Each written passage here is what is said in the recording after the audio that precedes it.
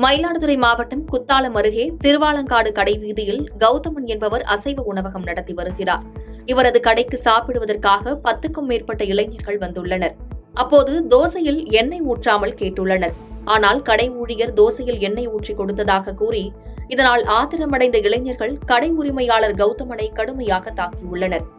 கடையில் இருந்த சேர் உள்ளிட்ட பொருட்களை கொண்டு உரிமையாளரை தாக்கும் சிசிடிவி காட்சிகள் தற்போது வெளியாகி பரபரப்பை ஏற்படுத்தியுள்ளது.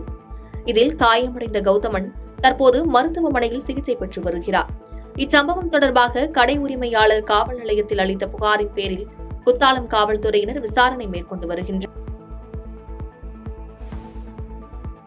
பாதகம் செய்பவரை கண்டால் நாம் பயங்கொள்ளலாகாது பாப்பா.